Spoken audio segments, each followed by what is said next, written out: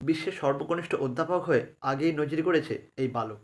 এবার সর্বকনিষ্ঠ পড়ুয়া হিসাবে হাই স্কুল পাশ করে ইতিহাস গড়তে চলেছে এই বালক। কিন্তু হাই স্কুল পাশ না করেই কিভাবে অধ্যাপনা করছে? হিসাব মিলছে না, হিসাব মিলবেও না। কারণ এই ছেলেকে ধরা হয় হিসাবের গড়পত্তার বাইরে।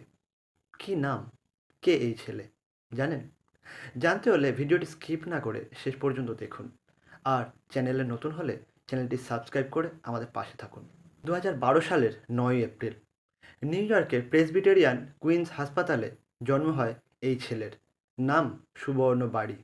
তার জন্মের অনেক আগেই বাবা রশিদুল এবং মা শাহেদা বাংলাদেশ থেকে আমেরিকায় চলে আসে। রিফাত নামে তার এক দাদাও আছে। এখন পরিবারের সঙ্গে আমেরিকায় থাকে এই সুবর্ণ বাড়ি।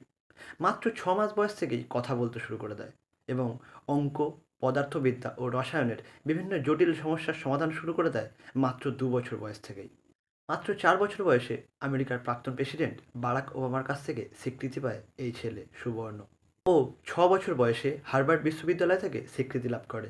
এরপর মাত্র 8 বছর বয়সে মুম্বাই ইউনিভার্সিটিতে পদার্থবিদ্যার অধ্যাপক হিসাবে যোগদান করে। মাত্র 12 বছর বয়সী এই ছেলে ইতিমধ্যেই 2টো বই লিখে ফেলেছে। তার মধ্যে দ্য লাভ বইতে বিভিন্ন ধর্মের মেলবন্ধনের কথা লিখে ইতিমধ্যেই বিস্তর প্রশংসা কুড়িয়েছে এই ছেলে সুবর্ণ। 2020 সালের জানুয়ারি মাসে নোবেলজয়ী কৈলাস সত্যার্থীর কাছ থেকে গ্লোবাল চাইল্ড প্রোডিজির পুরস্কারও তিনি পেয়েছেন।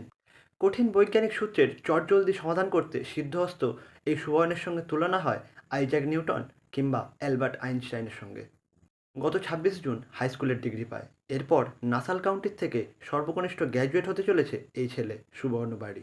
সুবর্ণের অঙ্কের কঠিন ধাঁধা সমাধান করার বেশ কয়েকটি ভিডিও প্রকাশ্যে আসতেই তাকে নিয়ে শুরু হয়ে যায় হইচই।